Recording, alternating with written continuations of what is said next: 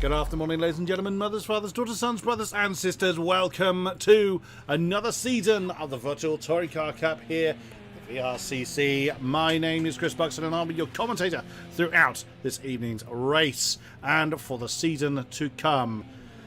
We know the cars, but we have some wonderful changes in the driver lineup, which I'm very much looking forward to talking through with you. Let's get rid of the holding screen. New overlay, as you can see, but before we go through the drivers, they're in a practice session at the moment, so there's no immediate rush. Let's have a look at how the format's going to go for this season. Previous viewers of previous seasons will be familiar with what's going on, but we'll run through it nonetheless. Now, we have a lot of people streaming their versions of events, and those are the links you can see. There's been a few changes for who's in Pro and who's in Am. Again, 2 lobbies this time around. You are watching the Pro lobby on this particular stream. McRae Williams on his Twitch channel is streaming the Am side of things. And here is the links for the driver's eye view from those that are streaming their side. Right, the format is the same as it was last time around. So as you can see in the bottom of the screen, that's how the event structure is going to go. So we're going to be going into qualifying once this practice session is done. Hopefully Toby Owen, who is the Commander-in-Chief, will be just dropping in to the commentary box for a brief moment to see how things are looking. Well, he's actually coming out to track, so he may not be doing that this time around. But full 26-car lobby for this opening round here at Snetterton. We're using the 200 layouts, so not quite the full beans, but it's going to be an amazing race nonetheless. I have no doubt of that. Okie dokie. I'm just sorting out my own windows as I usually am. Hello, Sean Morton. Good to see you in the chat. Hello, Stu Walker, long-time supporter of my work. Glad to see you as well. Good, sir. Right. Let's have a quick look at who we have got in the lobby at the moment. Alex Jamieson, the conqueror of the VTCC. He returns to his trusty BMW. Also, the liveries are very, very much overhauled. As you see, a wonderful BMW decked out in the number 3 livery with that, emblazoned with the South African flag. I'll give you a guess as to why. The second South African we have in the lobby, Brendan Van Heeden, is with us once again. He's in the Renault. Can't really see his livery from there. Jerke Sterber, we're glad to see the Czech Republic drifting. He's a rallycross driver in his career, so glad to see Jerke back with us. Herr Moll, David Moll, otherwise known as Akishik, is also with us. He's gone for the Renault this time around, and it has been blindingly quick. A lot of people have really upped their pace from last season, which is lovely to see.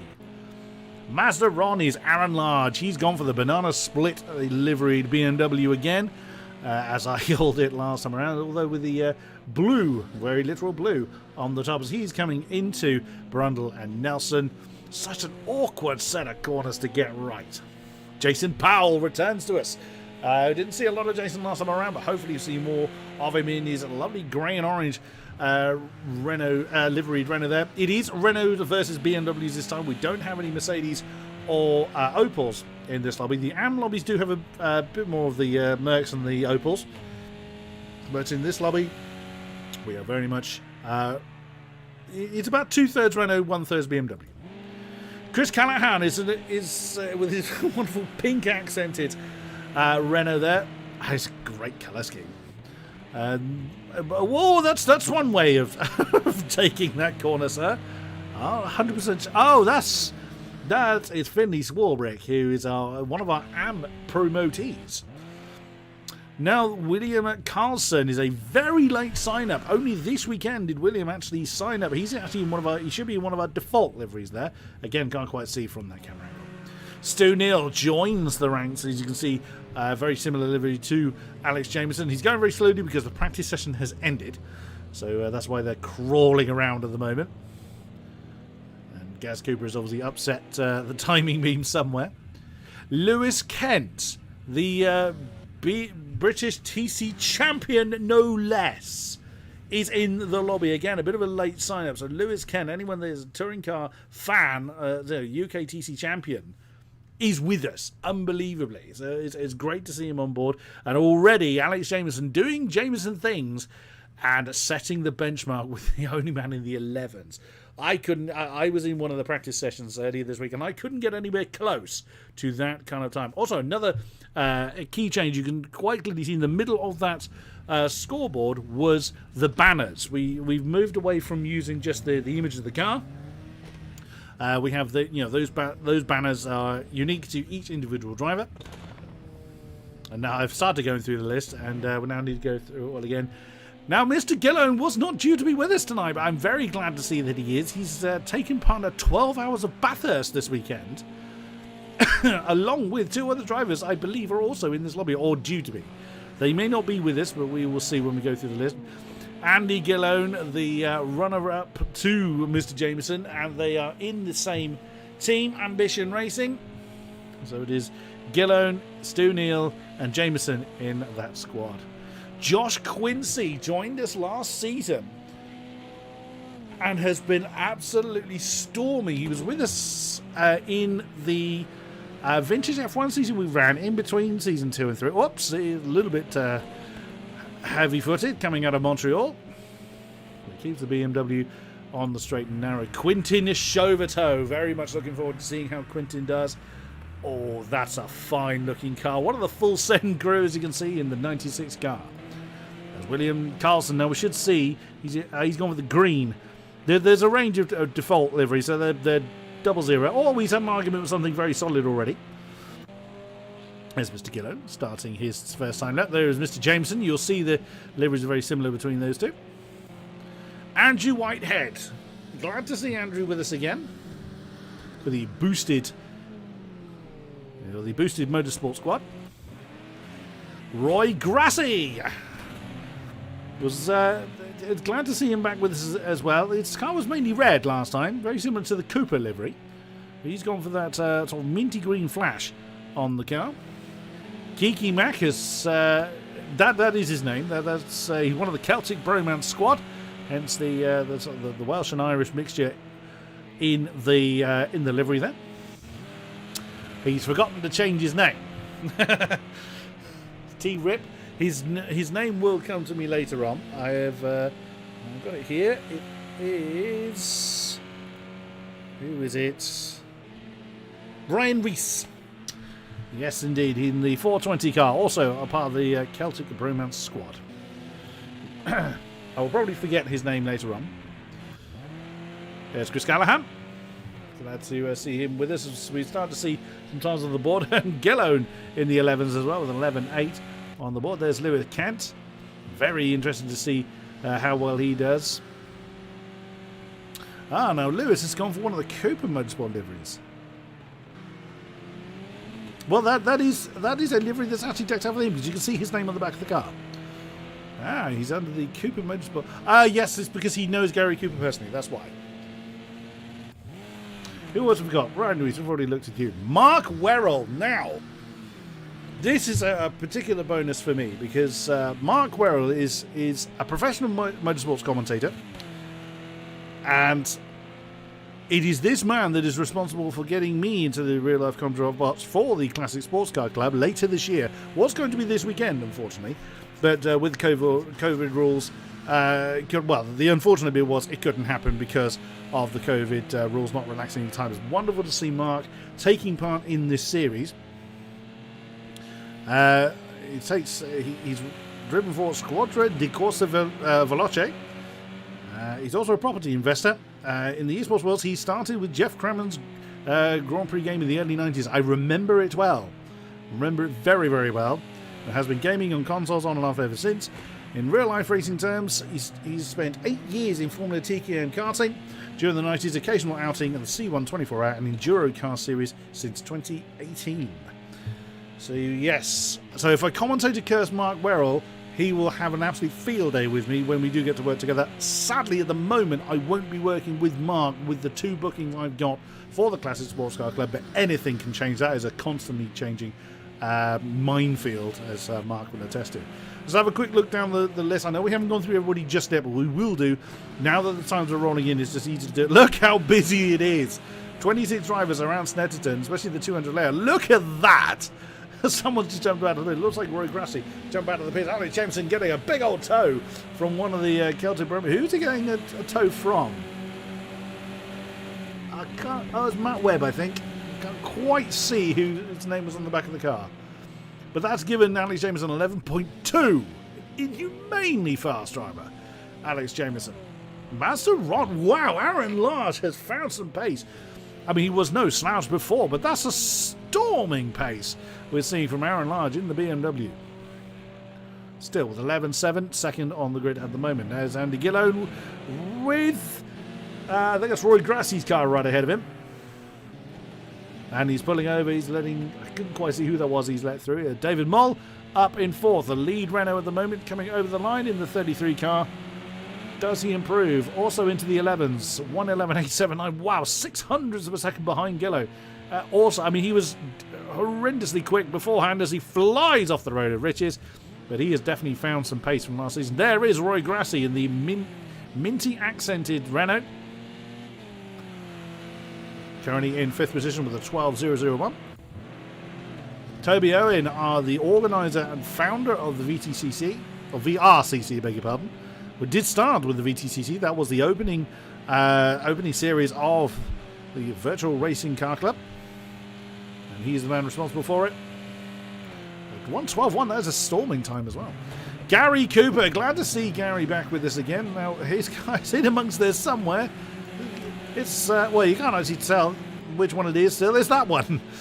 We saw Lewis Kemp with the same colours, of course, being the Cooper Motorsport. Very brawn flavoured. Currently in 8th with a 12.1. There's William Carlson in the default livery car.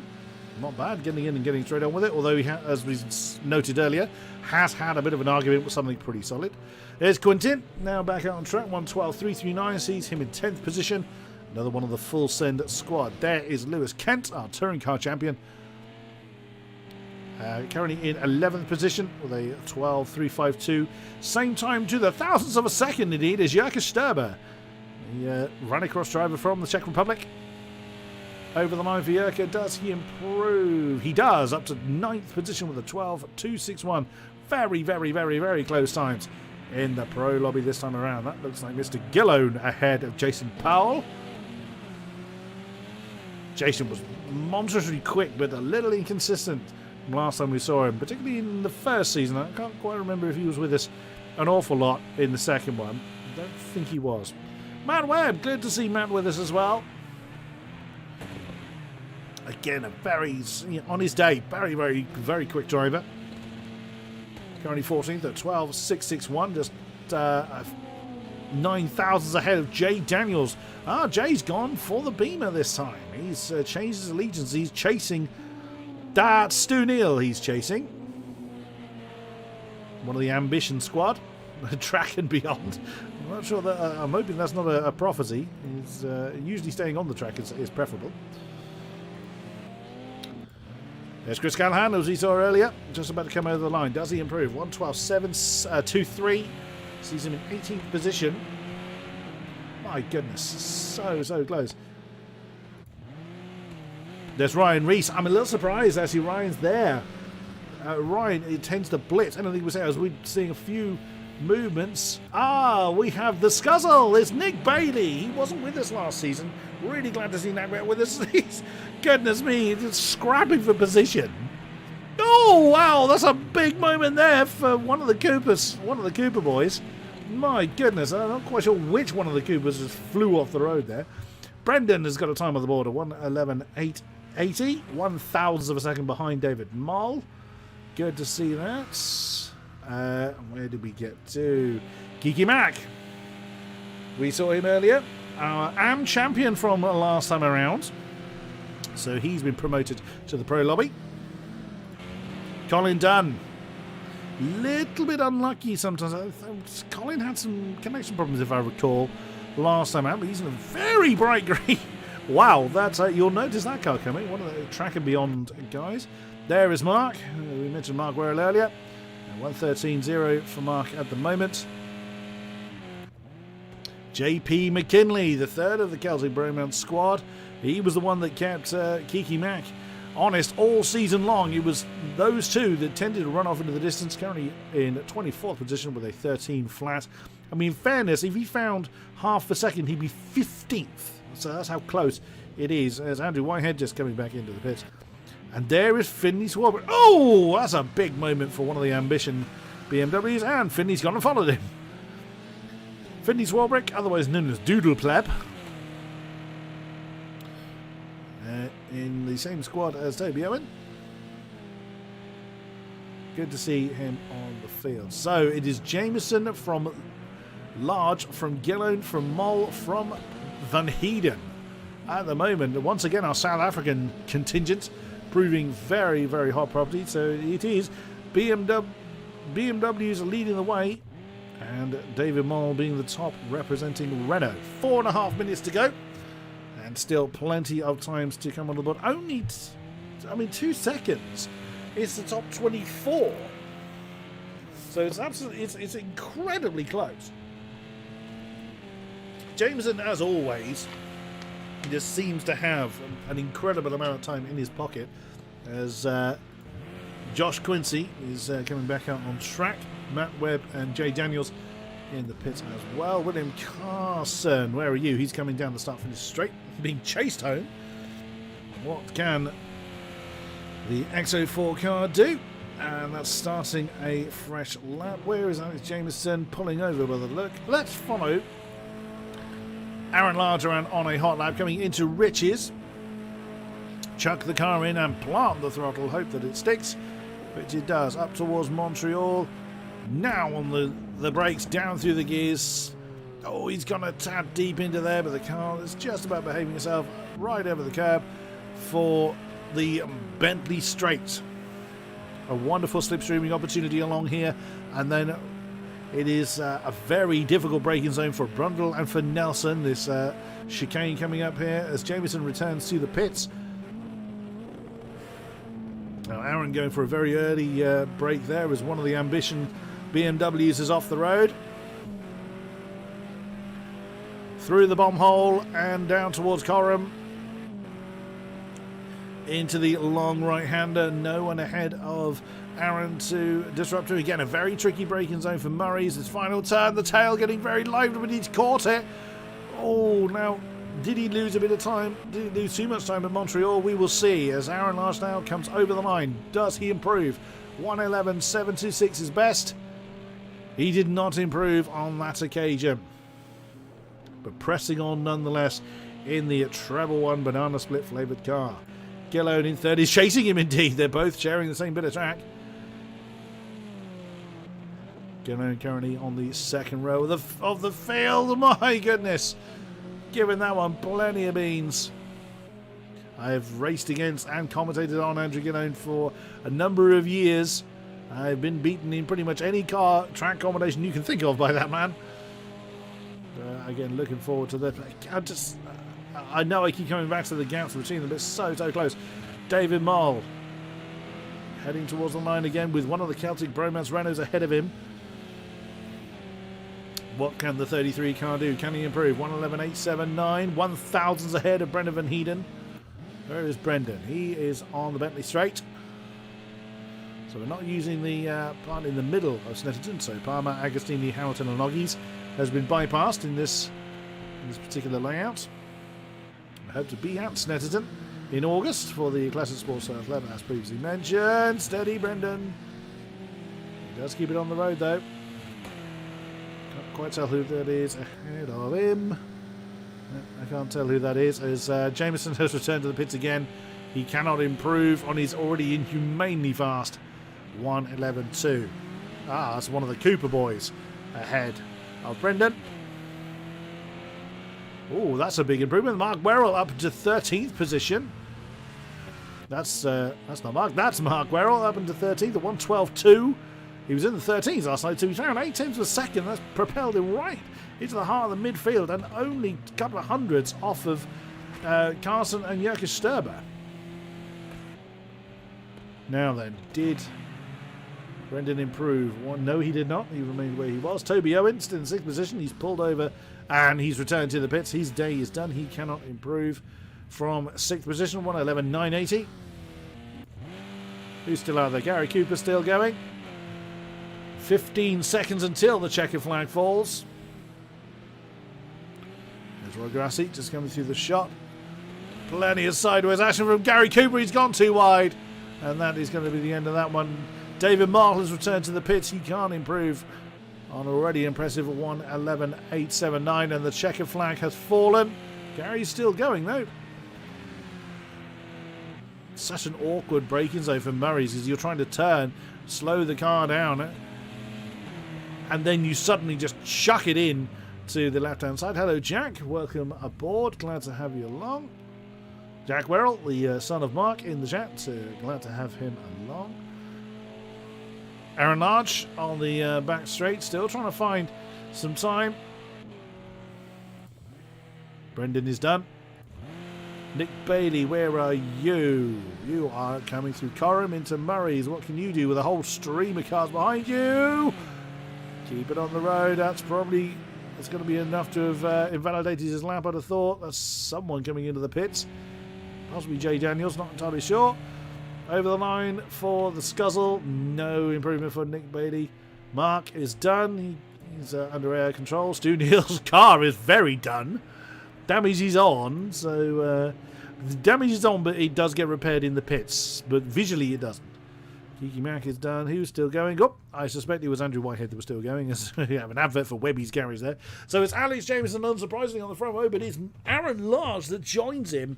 Very nice. Then it's Andrew Gillen and David Moll, row 2. Brendan Van Heeden and Toby Owen take on row 3. Roy Grassi and Gary Cooper, row 4. Nick Bailey, Jason Powell, row 5. Jurka Sturber and William Carlson, row 6. Mark Werrell and Lewis Kent. Oh, what a pairing that is. On row 7. Quinton Jovito and Stu Neal in row 8. Josh Quincy and Matt Webb, row 9. Chris Callahan and Jay Daniels in row 10. Ryan Reese and Kiki Mack, row 11. And that is JP McKinley. Wow, JP McKinley. My goodness me, one of the AM season dominators on the final row, along with Finley Swarbrick. Oh, welcome, Go Bobby. So glad to have you along. Your support of the series is always very welcome. Your logos emblazoned across all the liveries. Welcome one and all to the chat. Glad to have you along, whether you're watching live or watching post-event. You are always welcome. So this is race number 1, 15 minutes race, and then race number 2 we are going into random grid, which always throws up some interesting moments. And then we have another qualifying session for race number 3, and then we do this all over again. But there is rain in the event somewhere. That's all I know, I'm afraid. Looking skywards right now, you won't see anything, because I have a funny feeling it is for race 3. Right. So then, for those unfamiliar with how this works, so this 2 minutes before the lights go out, it's for a chance for everybody to ready up, grab a drink, do whatever it is they need to do. Under normal circumstances, you could change or tweak your setup for whatever race you're about to do. In this series, it is fixed setups, either the loose or stable setup, so everybody is on a level pegging as much as possible. No one has ever told Alex Jamieson that. He will, or by previous form, will run off into the distance. Everyone is ready. It is time for the first race of the season. It is time to wind him up and let them go. Oh, that's not a good start for Jamieson. That's a cracking start from Gillone and from Large. Jamieson's can't defend from everybody. So we're now going to go 3 wide, coming down into Riches. Who is going to win out on this one? Jamieson still leads. Gillone is actually up into 2nd position ahead of Aaron Large. And, Aaron's down to 4th. He could well lose another one as David Mullers. Oh, no, big impact there. Oh, no, there was Brent Van Heeden. He's round. That's a huge, huge impact. Massive problem there. Jamieson's 4th and 3rd. Someone's airborne. That's Stu Neal that's airborne. That's Andrew Gillone, the stationary in the middle of the chicane. Oh, my goodness me. That is an absolute disaster. But David Mull has sprinted through into the lead. There is Aaron Large trying to do his best in 2nd position, but he's going to lose that one to Gary Cooper. Here comes Jason Powell as well in the grey and orange car. On the outside, coming through Nelson. My word, what an absolutely chaotic start. Toby Owen, there he is, up into 4th place, side by side. That is Jurkis Sturber and Jason Powell coming through the bomb hole and now into Coram. My word, that is absolutely crazy. Woo-wee, that's, that's,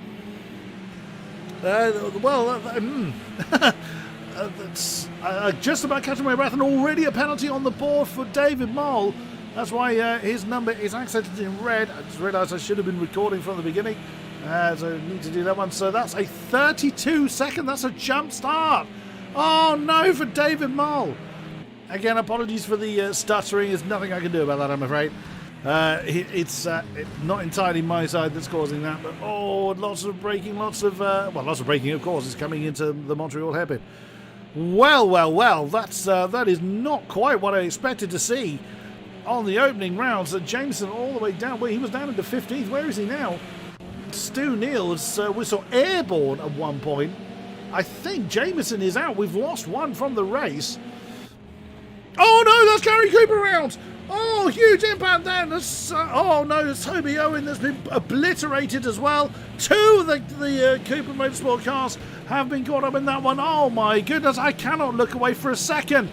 Oh my goodness, and now Aaron Larson leads the way. Jason Powell in 2nd, Jurkis Sturber in 3rd place.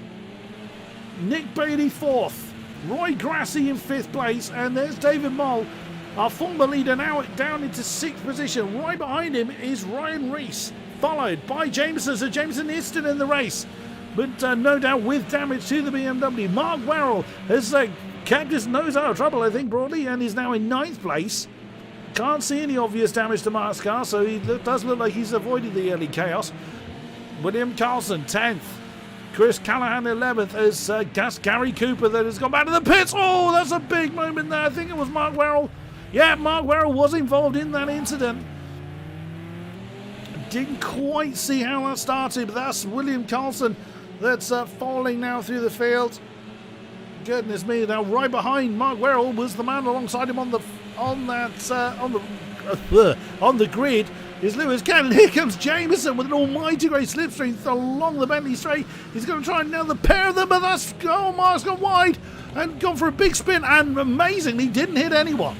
A lovely pirouette there, Mark, and that's caused a big bunch behind you. Kiki Mack, Colin Dunn, Carlson, Webb, Swarbrick. My word, there's all kinds of craziness right behind. We look at on board with Stu Neal, you'll see all the craziness going on. That is 12th. Mark Werrell down to Stu Neal in 23rd, and small locking up going on there. Still side by side coming out of Murray's. Goodness me. It's difficult to keep up with everybody. Oh, here comes Aaron Lard, now under pressure from Jason Powell. BMW versus Renault. Powell had the inside line. Mazeron gave it, which it's Aaron Lard's nickname. Oh no, that's Jason Powell has gone off. There's an opportunity for Jurkis Sturber. 3 wide coming down the Bentley straight, and Jurkis just nosing into the lead in the 20 car. My goodness me, the lead is changing hands. No one wants to hang on to it. Aaron now on the inside line coming into Brundle. Who's going to win out on this one? Powell's kept his foot in it and managed to hold on to 2nd place. Oh, that was Nick Brady that was getting a little bit squiggly. Oh no, he's facing the wrong way as well. Now that's David Mole that's crept back up into 5th place. There's Jamieson now back up into 7th. Gillon right behind him. Lewis Kent now into 9th. Mark Werrell 10th. Being chased by Kiki Mack and Colin Dunn.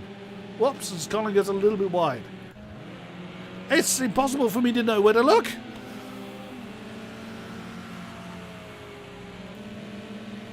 On board then with the top 3. Sturber leads Powell, leads Aaron Large. Oh, that's deep for Jurkis Sturber. That's really deep. He can't resist doing the rallycrossing that he does as his profession. Down through the gears. So that's now Jason Powell in the lead. Coming on to the Bentley straight. There's Roy Grassi looking to try and capitalise. 9.5 minutes ago. Again, apologies for the stuttering in the game. I don't know what causes it. There's Callahan behind David Mole. As a reminder, David Mole is carrying that jump start penalty at a minute. It's now a minute's worth of penalties, so something is. I suspect that will be looked at post-event. But Yerka has actually got a second penalty. Oh, Callahan's car getting very quickly coming through Brundle and Nelson. Right behind Gillow, now ahead of Jamieson. Now I suspect that Jamieson, with that with that first lap incident, has got damage to the BMW. The Andrew Gillow now up into 7th place. Toby Owen, oh no, Toby in the pit. A pit stop is not mandatory in these races.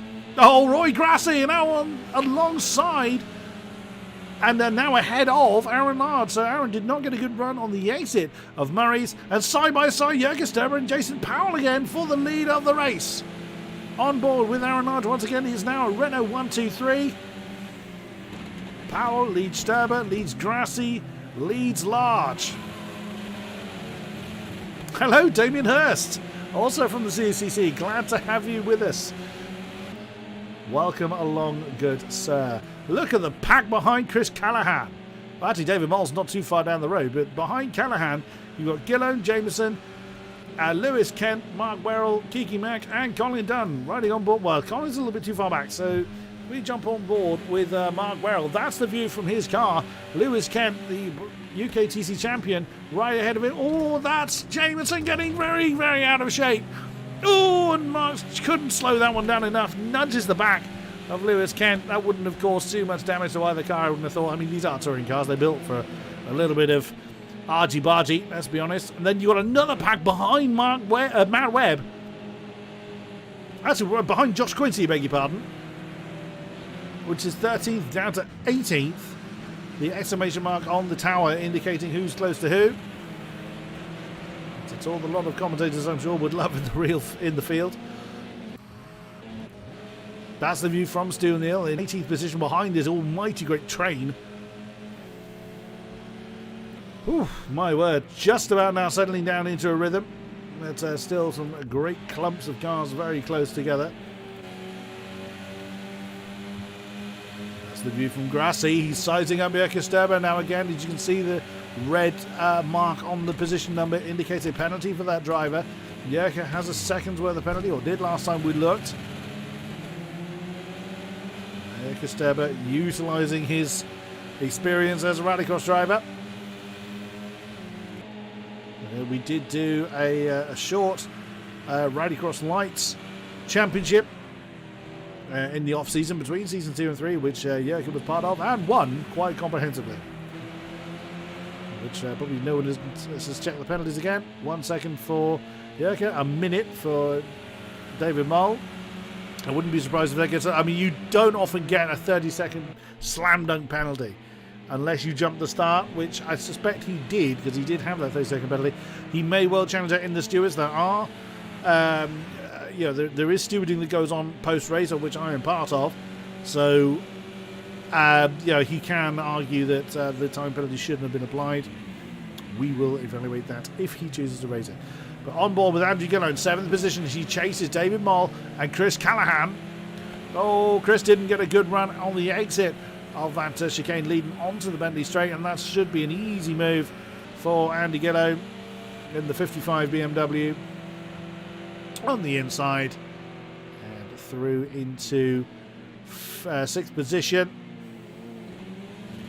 Stuttering is very annoying, and I'm afraid I don't know what causes it. Oh, if we get on board with Roy Grassi again, that's Powell and Sterber side by side for the lead. Oh, Sterber, he's getting a bit on the dirt there. He's determined to get that car sideways. But Jason Powell is really absorbing the pressure very, very well. That trio of Renaults is breaking away from Aaron Large, who's holding station in 4th position. Down towards Riches once again, side by side. Jason Powell and Jürgen Sterber. Roy Grassi trying to get involved in the action. Oh, and Jürgen forced a little bit wide. Here comes Grassi. Can he do anything about it? Jürgen goes to the inside line coming into Montreal, but no. Jason Powell slams the door shut. Look at that. That's half a second. Not even that separating the top three. Side by side now. Grassi gets a great run on the exit of Montreal, heading onto the Bentley Straight, but just can't quite pull alongside Jürgen Sterber. That's Chris Callahan. We saw Andrew Gillow get past him last time around. Just checking up on where the battles are. There's Mark Werrell now up into 9th position. So someone's fallen through the field. And Jürgen Sterber and Jason Powell have swapped round at Nelson. As I go through the bottom, a little bit of contact between Roy Gracie and Jason Powell. Jason's off the road. Oh no, Jason Powell from the lead of the race. Well, previously leading the race, he was in second at the point of contact. Oh my goodness me, I suspect the stewards are going to be very busy after this one, but that's now given a 3-second penalty to Jurke Sterber. It's exactly what he needed. He has a second penalty, and now that's Roy Gracie in second, being chased hard by Aaron Large. And if they continue to fight, Jurke Sterber could well just dance off into the distance. Hello, Rebecca Bland. Welcome along. Has Jamieson DNF? Nope. He has, or has he? We have lost one. Yes, you are absolutely right. We have lost another, and it is indeed Alex Jamieson. Alex Jamieson is out. Oh my goodness, here was me saying that he was likely to run off into the distance, and that is a DNF for race number 1. That's the view from JP McKinley with an almighty great pack ahead of him. So that's actually from 12th place. Matt Webb has got Jay Daniels, Finley Swarbrick, William Carlson, Stu Neal, Josh Quincy, and JP McKinley in that pack, 12th to 18th, still in very short order. Second place in battle is still going on. Welcome, Glenn Reynolds. Glad to see you in the chat, and indeed correct. He started from pole, had an almighty great incident on lap 1, and is not seeing that one to its conclusion. A great shame for Alex Jamieson. Lewis Kent on the back of Colin Dunn. Now that's 11th position he finds himself in. Mark Werrell is continuing to make his. He now leads this train. He was in 9th last time we looked, and now finds himself in 8th position, having usurped Kiki Mack. And he's got 4.3 seconds to close into Chris Callahan. He's only got 2 minutes to do it, so may well have to stay where he is in 8th position. But that's a pretty decent run for Mark. Started in 12th, 11th or 12th. Thereabouts, so a good run on his first outing. This is a maiden voyage in the VTCC, besides practice races leading up to this event. Now, with commentary commitments that Mark has, he won't be with us for every round, unfortunately, but it'll be great to see how well he does. I've raced against Mark in a few practice races and lost, quite frankly. But I know where my talent lies, and it's generally not behind the wheel. It's I can do the screaming down the microphone a bit far better than I can do the driving. Battle for second continues to rage on. Jurke Sterber 3.2 seconds ahead of these two now, as they are on their penultimate lap. Gracie second, Large third, Powell in fourth. Is now got a lot of pressure from David Moll, and Andrew Gellone has now caught this particular pack. Andrew did not have, he was caught up in another incident up here in Montreal on lap 2, I think it was, where both himself and Jameson got caught up in an almighty great incident. Might have actually been the first lap. So much has gone on, I can't remember what happened when, and that could actually be a track limit penalty for Gellone there. It did look like he ran off the road. He may well have gotten away with it, as he's gotten the slipstream on David Moll. That should be a fairly straightforward move for Gellone. Up into 5th position. David Moll doesn't find that one too much, and that's behind him is Chris Callahan. So Callahan now really going to get involved in this battle for what is 4th place. Powell ahead of Gellone, ahead of Moll, ahead of Callahan in that particular squabble. If someone comes together, Mark Werrell is the one that will benefit from it. You just saw Mark at the back of the shot there. Kiki Mack has stayed right on his tail as well. So that's the AM Championship, AM Champion, beg your pardon, from last time around. Lewis Kent has made up another position in the Gary Motorsport livery car. He's gotten ahead of Colin Dunn now, up into 10th position. So they scream over the line. The checkered flag is now out. So when this man, Jurke Sterber, crosses the line, just double check the penalties again. Yep, he hasn't increased his penalty count. So he is in a prime position to take the win. Now, Jurke has said to me before he's not entirely comfortable being in front of the microphone, so we may not get a chance to have a chat with Jurke, which is it's understandable. English isn't his first language, so it's not obligatory for him to come and have a chat to me. Oh, that was a bit of a lock-up there from Powell, as now Gellone pulling the pressure on Jason Powell for 4th position. hasn't quite come off this time around. But there is, well, what was an insanely crazy race. Well, yeah, flash of the lights. Well, one of them works. Your winner for race number 1 is Jurka Sturber. Taking home second place is Roy Grassi, Aaron Large in third. Jason Powell fends off the advances of Andrew Gillow for fourth. And due to penalty now, unfortunately, David Moll was coming home in sixth position. He's going to plummet down the field because he is carrying that 1 minute penalty. So there is going to be Stewart's intervention, I dare say. So Gillow currently holds 5th, Chris Canahan in 6th, Mark Werrell is now in 7th place, Kiki Mack in 8th, Colin Dunn 9th, Lewis Kent is coming home in 10th position. They're all so close together, I couldn't catch them all before they came over the line. Jay Daniels 11th, Josh Quincy in 12th, Matt Webb 13th, Finley Swarbrick in 14th. Bear in mind the Finley Swarbrick on the back row, that is impressive indeed. JP McKinley in 15th, also started on the back row, so a good run for him. William Carlson joined us very late, literally this weekend, so it's good to see a strong result there. T-Rip is Ryan Rees, so he is in 17th place. Stu Neal, we saw catapulted into the air with it. Pretty much all 3 of the Ambition racing cars were involved in that incident that sadly saw the retirement of... we didn't see Brendan either. I wonder where Brendan went. So, I lost track of where we were. There we go. So Ryan Rees in 17, Stu Neal 18, Nick Bailey 19, Andrew Whitehead in 20th, Quinton Chauvetot 21, Gary Cooper in 22nd, David Moll down there with 23rd at the moment with that penalty. And Toby Owen we saw in the pit lane. Coming home 24th, we lost Brendan Van Heeden and Alex Jamieson. We lost both our South Africans indeed. We didn't see Brendan start. Now Brendan's connection has been very unreliable, I think it's fair to say. He's done what he can to try and do something about it. Who got fastest lap, I wonder?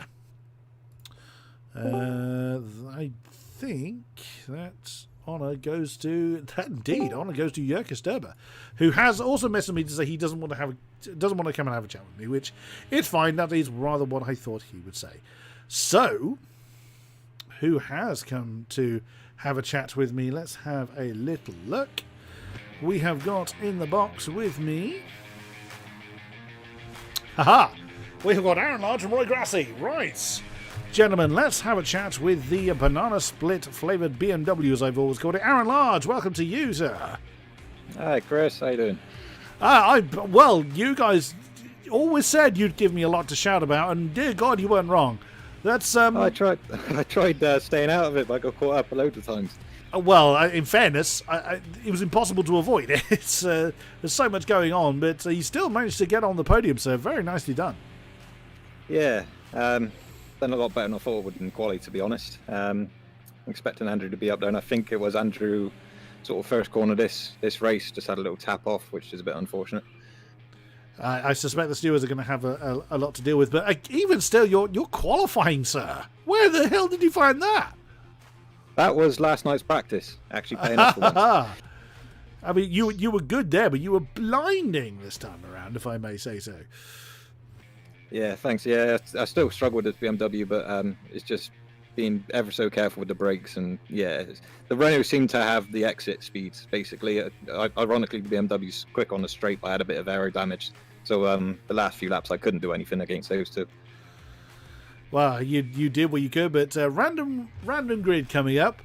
What are your thoughts towards that? Hopefully at the start, that'd be nice. Yeah. Yeah. See how it goes. I don't mind being punched in the middle. It makes it a good fight. Hopefully the starts are a bit better for the next race. Fair play to you. Good luck for the next race and for the rest of the season. Thank you very much, Aaron Large. Lovely. Cheers, Chris. Roy Grassi, great way to start the season, sir. Thank you very much. Well, did you envisage being on the podium after the opening round? Not at all. I think it was largely down to those two massive accidents. There was cars flying all over the place in a couple of places on the track. Promoted me up to, I think, 3rd or 4th. So it's really down to that, to be honest. I mean, even still, you avoided the early carnage that went on, and I mean, it's fair to say that you were just in the right place at the right time, which is all part of racing.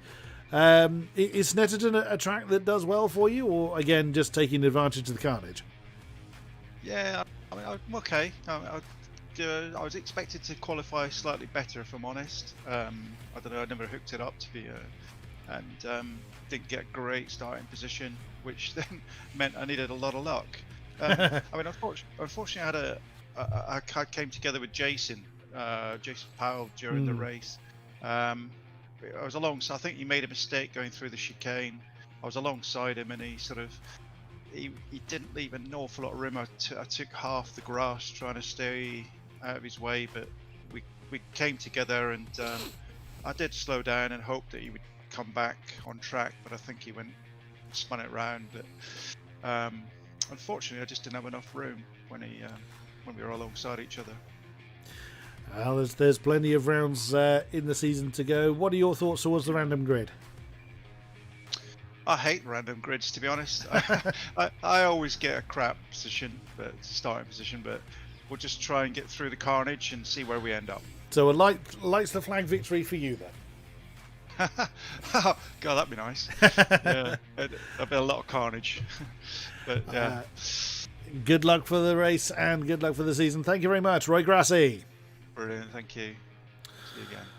Yes, I look forward to it, good sir. Right, so it's going to be a few minutes break whilst the lobby is set. Make sure all our drivers are rested and recuperated. All the necessary bits of gaffer tape are applied to the cars, and we will be back underway as soon as we are ready to go. So don't go anywhere.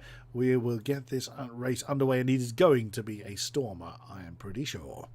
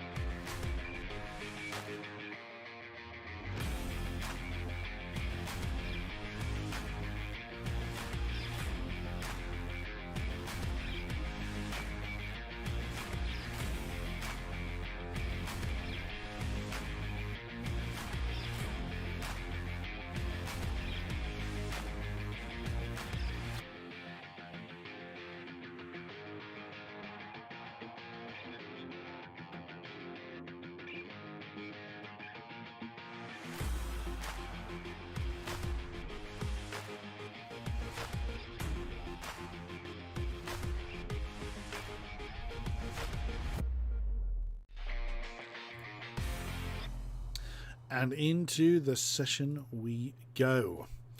So Norfolk's finest, Snetterton, sees the opening round again of the VTCC.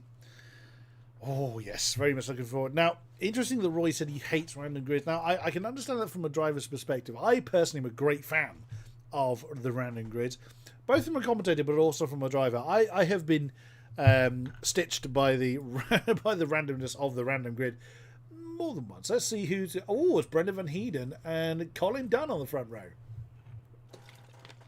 Jay Daniels and Chris Callahan take on row 2. Josh Quincy and Stu Neal on row 3. Aaron Large and David Moore on row 4. Lewis Kent and Finley Swarbrick on row 5. Erika Sterber and Jason Powell are there next to each other again. They're on row 6. Matt Webb and Roy Grassi in row 7, JP McKinley and Toby Owen in row 8. Alex Jamieson all the way down there, who said he had a frame problem, so FPS issues was part of the reason why he was struggling so much. So hopefully that's been resolved, but that could also attest to why I was having some frame skipping problems. It's Jamieson and William Carlson on row number 9. Kiki Mack and Andrew Whitehead take on row 10. Gary Cooper and Andy Gillone, row 11. Oh, wow, it's going to be an almost last to the front row charge for the Ambition Racing number 55. Nick Bailey and Mark Werrell. Oh, that's harsh on the newcomer. Right the way down there in 24th. And then it's Ryan Reese and Quentin Chauviteau on the final row. That's the luck of the draw with the random grid race. It can, one week will go in your favour, And another time it'll absolutely stitch you. Well, everyone has readied up. It's time to get this next race underway. Race number 2 for the night. It is time to wind them up and let them. Oh, wow, that wasn't a jump start from Brendan Van Heeden. I'll be stunned. But here we go. We are racing here for ring number 2. Look at that through the middle of Stu Neal. That's had an absolutely storming start up into second position for the Ambition Racing number 14. Absolutely cracking start. Jay Daniels in third. Colin Dunn fourth. Josh Quincy in fifth place as they come into Montreal for the first time in anger. Has everybody survived? It looks like everyone has survived it this time. But Brendan, did he get a jump start penalty? He didn't! He timed that absolutely to perfection.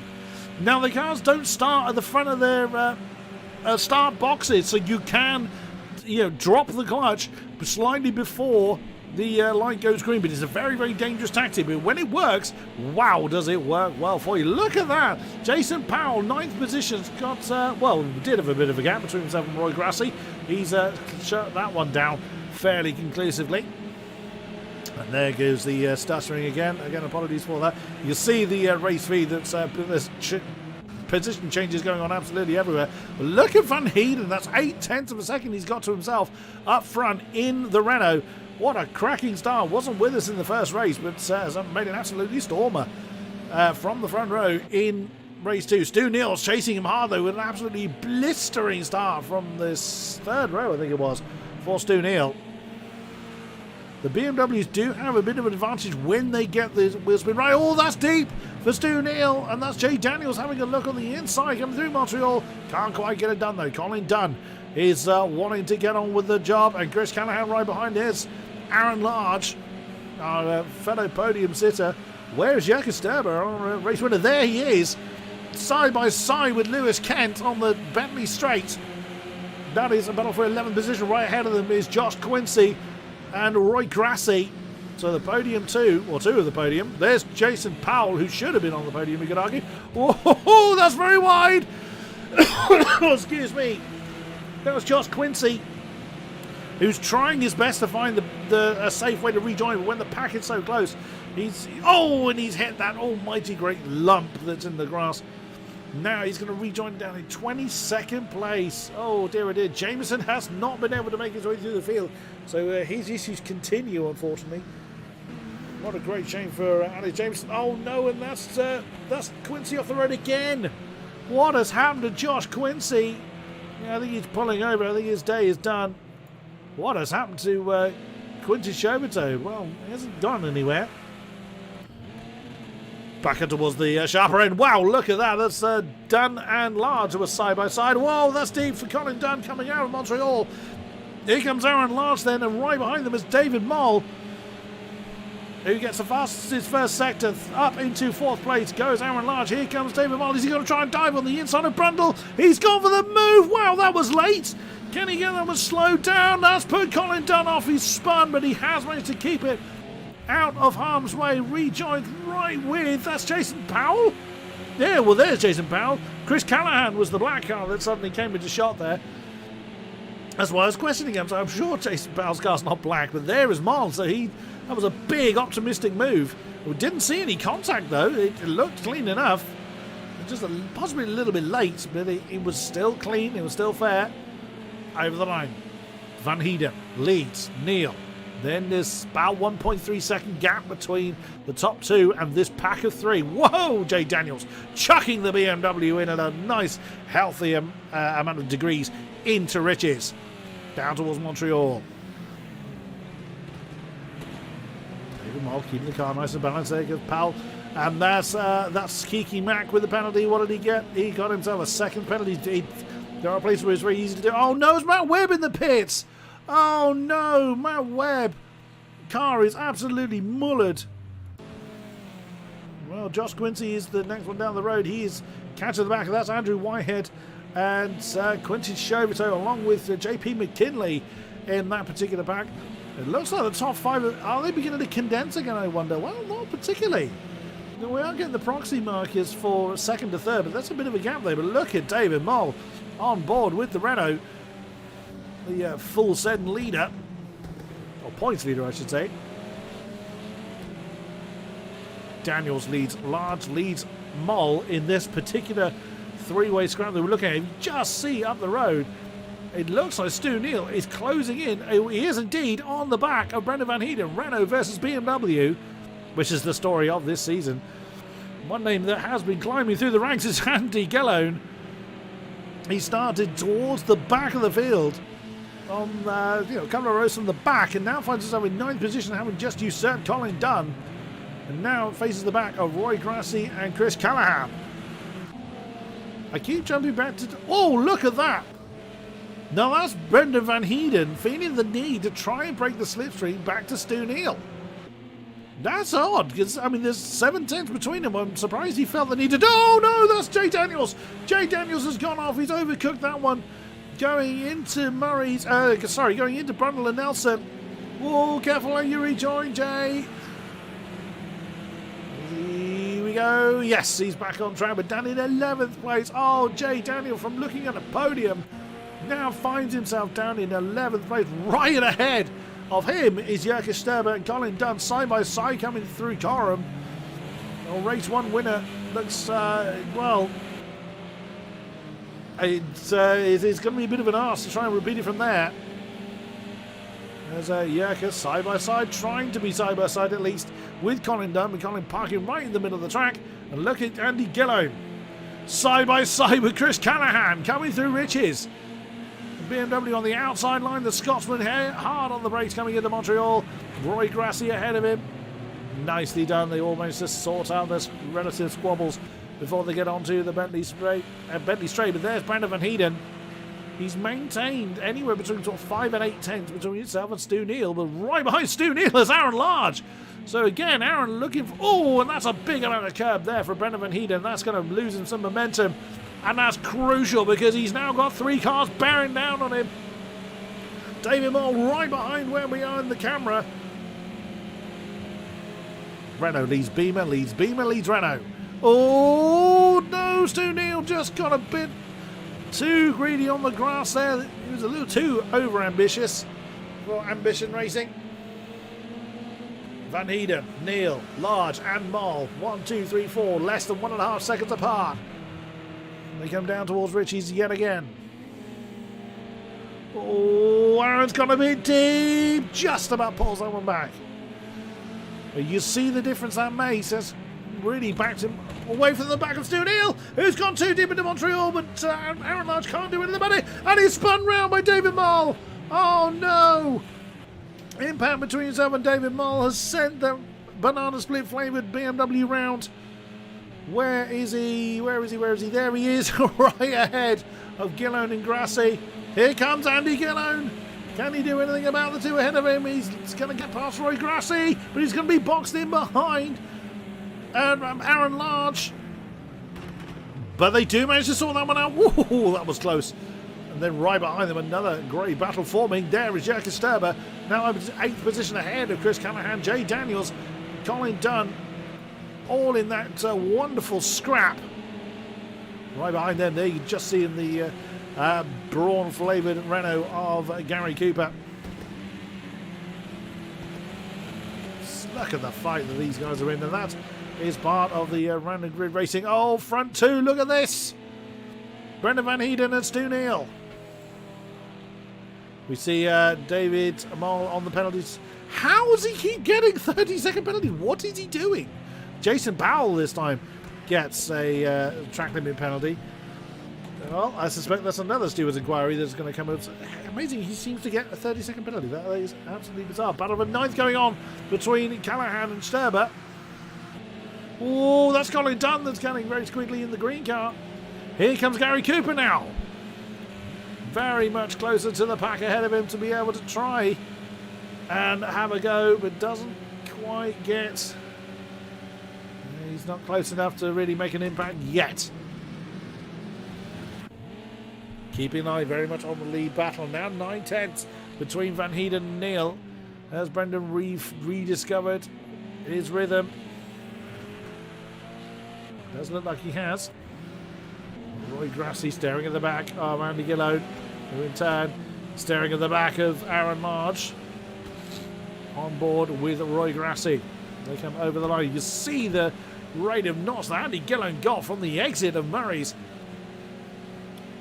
I mean, that is very much slipstream aided. Again, I love how sideways those BMWs get. Because the BMW is a rear-wheel drive, the Renault is a front-wheel drive. Oh, but that's deep for Gillon. Just about manages to get the momentum going again to save his position. Well, Grassi is interesting. Not sure quite why he came to the centre of the track there, but continuing on his merry way anyway. There is Gillon. Is he going to be close enough to Aaron Larch's challenge? Is Aaron Larch going to try and make a move on Jason Powell? Not before they get to Brundle this time around. There is... Oh, they've caught Jason Powell now.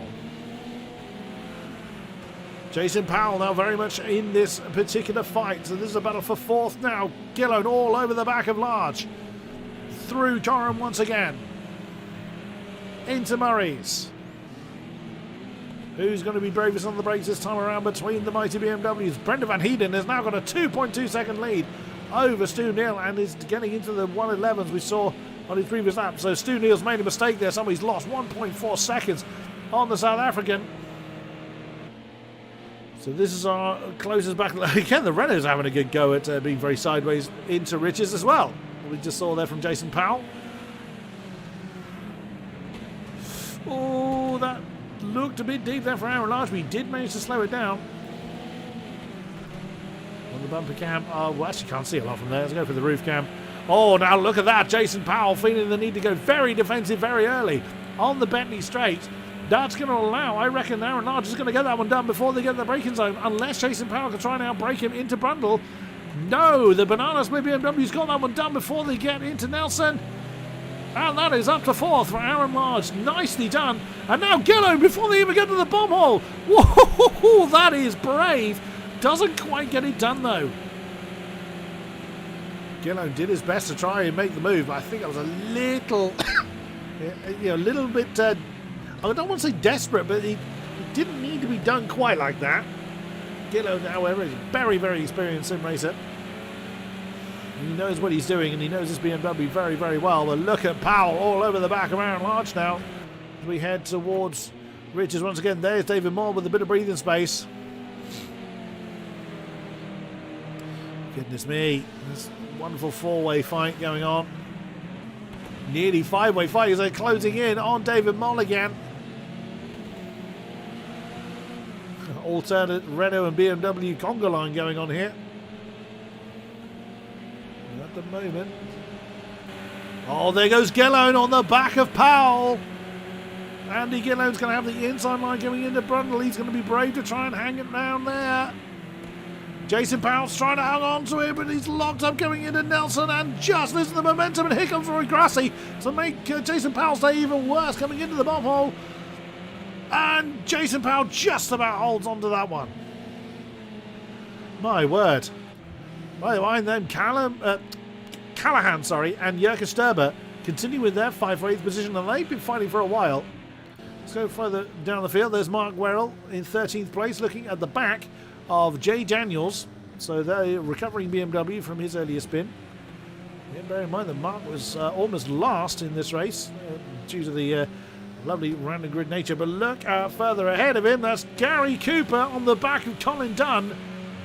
Screaming down towards Riches. And can't get the move done yet. But he's really piling the pressure on to try and do something about it. Oh, is he going to go for an inside line into Montreal? Nearly forced onto the grass. He's gone for the braking line. Colin Dunn gives him the room. And that's up into... That is 10th position for Colin Dunn. For Gary Cooper, beg your pardon. And there is Jay Daniels. Really capitalising on the fact that Colin lost that momentum coming out of Montreal and through into 11th place for the BMW.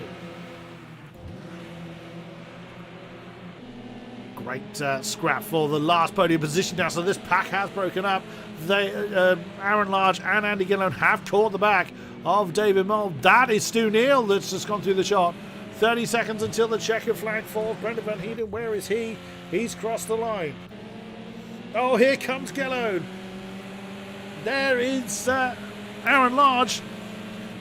Is Aaron going to try and outbreak the mighty Gillo, mighty Scotsman into Rich's? No, he doesn't. 4th position for Gillo.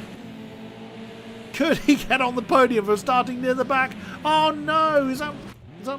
That's not Matt Webb. Who's that? Oh, it's Josh Quincy. Oh no! Problems for Josh. What a shame.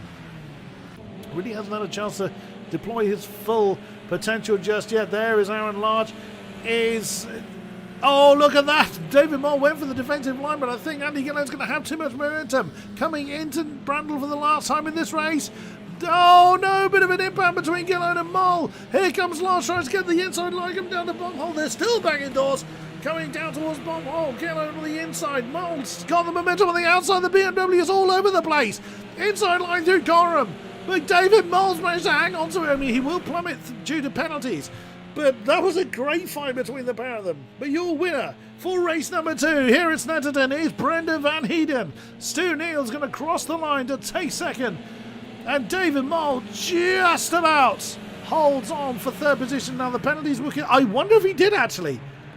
May have to look at that. I mean, Andy Gillen might have just pipped David Mole to the post as far as 3rd position was concerned on track before the penalties plummeted the German down the field yet again. So Gillone is listed in 3rd. Aaron Large 4. Roy Grassi in 5th. Jason Powell in 6th. Jurka Sterber, race 1 winner, is in 7th place. Chris Callahan 8th. Jay Daniels in 9th. Mark Werrell, he was 13th last time we looked at him, is actually he got past Colin Dunn and Gary Cooper in that last lap. Rounds out the top 10. Nice work, Mark. Colin Dunn in 11th position. Gary Cooper 12th. There's Toby Owen in 13th position. Kiki Mack in 14th. Nick Bailey was in the 15th position. Quintus Jovido in 16th. Lewis Kent did not have such a good run that time around. In 17th place, David Mole classified as 18th with that 30-second penalty, but that will be reviewed, I have no doubt. Andrew Whitehead 19th. Finney Swarbrick in 20th. JP McKinley, the Celtic Bromance lead man. Goodness me, all the way down there in 21st. William Carlson 22nd. Josh Quincy having a clear problem with you saw at the end there in 23rd. Matt Webb in the pits for 24th. And alas, we lost Ryan Reese early on. There's another one missing from the list that I can't identify off the top of my head. My goodness. They did warn me they'd have give me a lot to shout about, and they were not wrong. We are joined by the 2nd place finisher of Stu Neal. Well, Stu, you had a lot of work to do, didn't you? Yeah, it was. I mean, the first race was diabolical. I got taken out, so the car was just undrivable for the rest of the race. But obviously, that race I didn't, so I did a bit better. Yeah, it felt good. I got a great start, to be fair. I came from 6th through 2nd straight away, and then just sort of stayed there. So, yeah, I was catching Brendan at one point, but then he just started pulling away, and there was nothing left. The tyres had gone, so I couldn't fight anymore.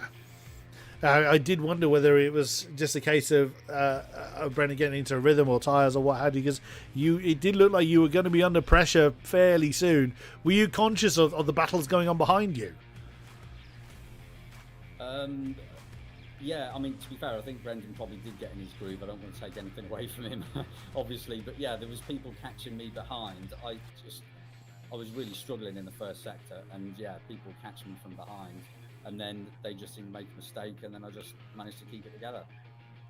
Oh, that you did. So where do you see yourself the upcoming qualifying session? Where are you hoping to be? Well, I'd like to be somewhere near the front again, but certainly looking at the qualifying for the first race, although I was down in I think 16th for that race. If you looked at the times, I was only a few tenths off, like maybe 10th or even less than that. It's such a close grid. It's an amazingly close grid. Really close for the wet as well. Yes, I had mentioned earlier on the stream that we have got wet weather. Is it wet to dry or dry to wet? It's wet to dry. It's wet to dry. Oh, beautiful. Well, best of luck for round number 3 and good luck for the rest of the season. Thank you very much, Stu Neal. Brilliant, thank you. Hello, Brendan. Good to see you, sir. Good evening. How you doing? Always happy to speak to you, good sir. Well, race one didn't even happen for you. What was it? Your connection letting you down again? No, it was driver error. I got such a good start.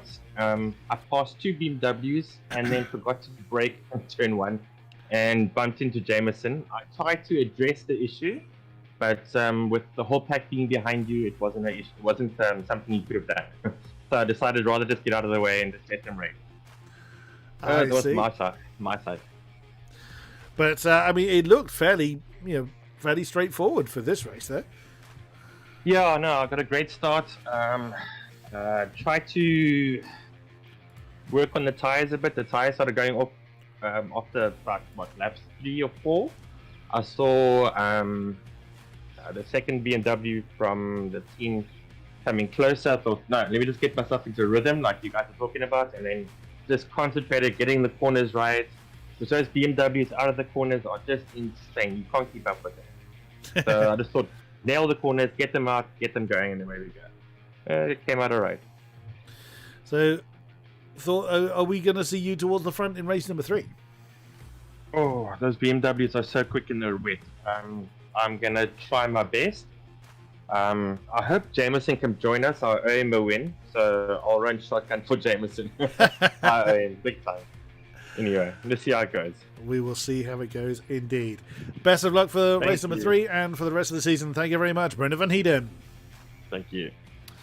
Right, it will not be long before round number 3 is underway. As mentioned, it is going to be wet to dry, so a pit stop is likely to be needed. It rather depends on how much rain falls and when the weather changes. That is in the lap of the random number generator, essentially. So that's going to be interesting to see.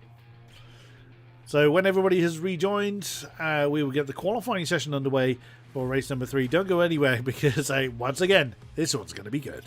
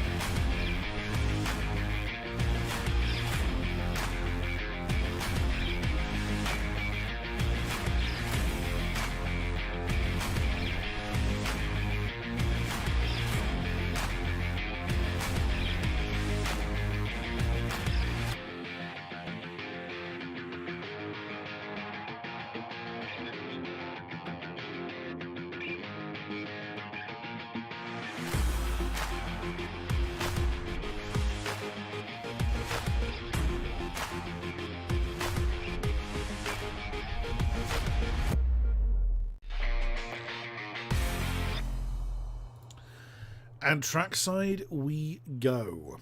Now then, will they hold qualifying in the wet or will it be dry? Now this screen would indicate that the quali is going to be wet. Now the BMWs have historically, and it is indeed, the qualifying is in the wet. Now the BMWs historically have had a bit of an advantage in the wet conditions. We will see.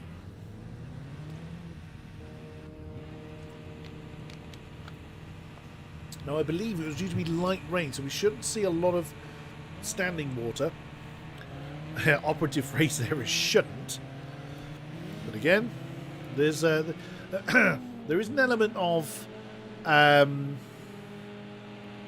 random behaviour, you could argue, for how much rain falls, how long it falls for. Even though you might select light rain or rain, there's a scale that is randomly chosen for whether it's going to be heavy or really light and how long it lasts for. So there's no guarantee on what behaviour we are going to see. All 26 drivers have returned to us. It is always good to see.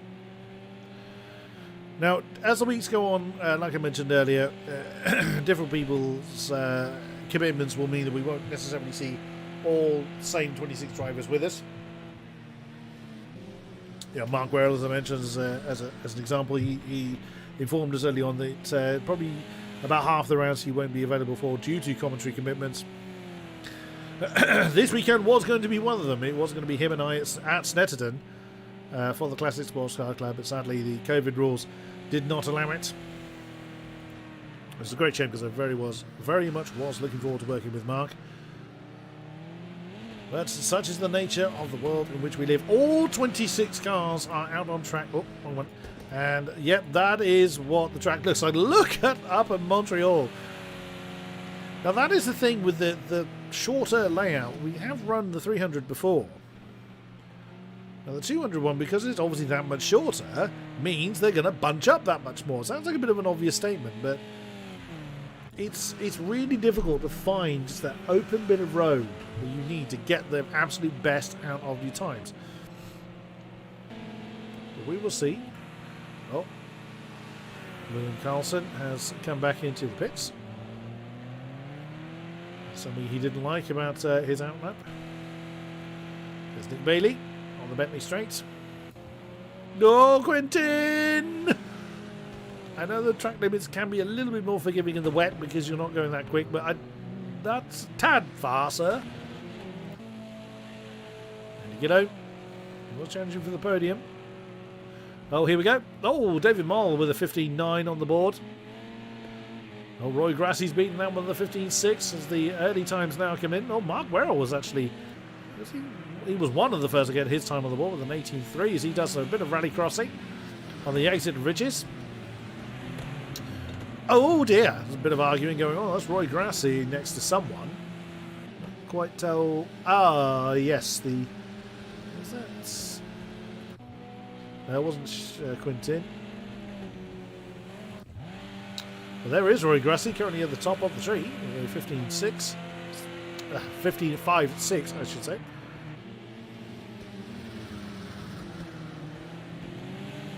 I think that's Mark Werrell they're catching up to. So again, just goes to show, and this is the view they used to run in cockpit. Oh, steady, Roy! Trying to keep that one on the straight and narrow. Now Mark's going for a wider line, heading towards. He wants to be as straight as he can for Murray's. That's what he's aiming for there. It is not a bad idea at all. As David Moll, Ryan Rees, Jurka Sterber, and Gary Cooper are in the pits at the moment. That's Stu Neal that is behind Nick Bailey. And Gillen's not got a time on the board either. As he's coming through Bob Hole, sideways, as he invariably does. Oh dear, that's one of the Celtic Bromance boys getting out of the way. I thought he was having trouble there, but he was actually jumping out of the way of the mighty Scotsman. It's car 12 just going through the shot. That's Josh Quincy. Comes Gillo. What does he get on the board? Second. 0.003 of a second behind Roy Grassie. A 15.563. Where is Nick Bailey? Oh dear, that's someone going under the camera. As Nick Bailey and Stu Neal have swapped rounds from the last time we looked at them. Ryan Rees not coming out. Or not coming out again. He's set a 16.8. Toby Owen up there in third with a 15.7. Pressing on. The 42 car. For the Go For It Racing Squad. I wonder whether he was backing off there because it sounded like he was sort of coasting a bit earlier than I was expecting. He's got one of the Celtic Bromance pair behind him. Quite identify which one. It's either going to be JP McKinley, Kiki Mack, or Ryan Rees. Now Ryan's still in the pits. So is Jamieson. A 15.848 on the board for Alex Jamieson. It's unusual. We've usually seen Alex just get, like we saw in qualifying 1 as Josh Quincy's flown off the road. We generally see Jamieson, decimate the qualifying.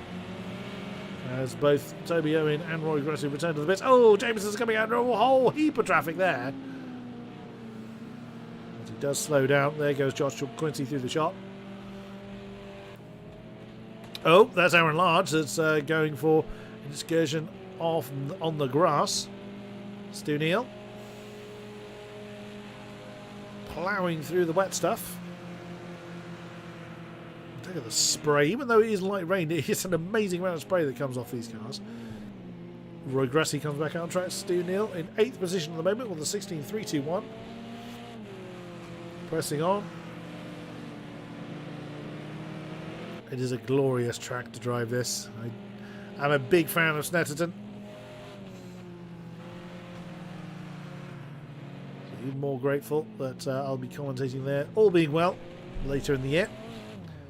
Oh no! Stu Neal just a little bit too eager on the right foot coming out of Murray's. It is so easy to do that. So easy to do that. Roy Grassi. Good effort from the number 8, the AJR Motorsport Renault Clio. Right behind Finley Swarbrick. He's struggled a bit tonight. Yellow flag up there somewhere. Andy Gillone. All the beans coming out of Montreal, which is usually his preferred driving style, is to absolutely hoon it. Fair play for the Ambition Racing squad. Jay Daniels up into 4th. Nice effort there. He's that's one of the Celtic Romance boys again. He's chasing off after it. Can't see the car number on there. That's the one of the Track and Beyond cars. Jamieson's back out on track, having an argument with the number 40. That's Andrew Whitehead, who's flown off the road at Coram. The Boost Head Motorsport BMW. The camera's getting lost again. Occasionally the camera kind of forgets who it's looking at. Here comes Jamieson. One of the, I think Stu Neal is actually right behind Jamieson. Does Alex improve? Not this time. 1:15.848. 7 thousandths of a second behind Jay Daniels. Josh Quincy is close to someone apparently. Where did Josh go? He's still in 10th with a 16.7. One of the Falcon racing cars. Oh, that's Jason Powell getting out of the way. Hopefully Jason will have a bit of a better run this time around.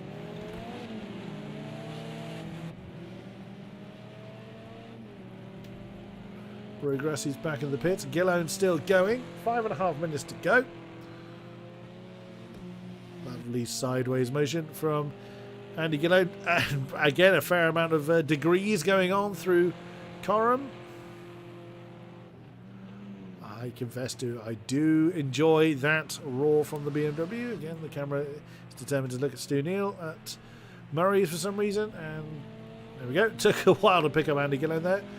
Does he find a 3,000th of a second to take pole? Not this time. 5 minutes on the clock to go. Jamieson back in the pits, still in 5th position. Ryan Rees. Wow, Lewis King. Not enjoying these wet weather conditions. Is that Mark Werrell just come over the line? No, Mark Werrell is at the other end of the track. He's coming through. It's coming through Nelson. Squadra di Corsi Veloce is his team name for this season.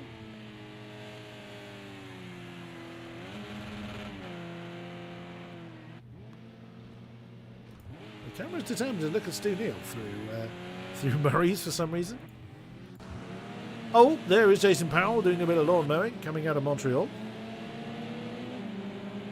It's very graciously getting out of people's way. Quite a few people in the pits. Jamieson, Quincy, Rees, Swarbrick. A decent effort there from Finley Swarbrick. Oh wow, Brendan Van Heeden, 14th position. And his pace was very much sharp end of the field, but down there in 14th position. There's Carlson and Matt Webb down there in 23rd as well. So a few people very much out of position, maybe not having practiced the wet weather conditions so much. Jason Powell didn't. The car didn't want to behave itself coming into the bomb hole, as Mark Werrell has returned back to the pits with a 17.636. Also, bear in mind it's mixed conditions. Oh wow, look at that! Is that Jay Daniels we just saw? Camera's looking the wrong way. Yep, it is. Chasing JP McKinley. Getting a big old dose of slipstream. Is that going to help Jay? He's in 4th at the moment. No improvement. A 15.841 for Jay Daniels. That's going to compromise both their lines coming into Riches. Ooh, that's not going to please JP, I would have thought.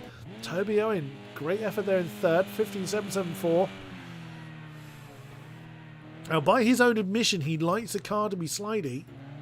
And he's certainly going to be achieving that. It's all going to be down to how long that water lasts for. As Andy Gillon comes back on track. An improvement from Toby, not this time. There is Andy Gillon just getting to the end of the pit lane. Roy Grassie's come back out as well. It's got enough time. Look at that. Aaron Large, podium sitter from round 1 in 7th place. Oh, Colin Dunn, you're getting very, very squiggly coming out of the bomb hole, sir. But yet again, very close times.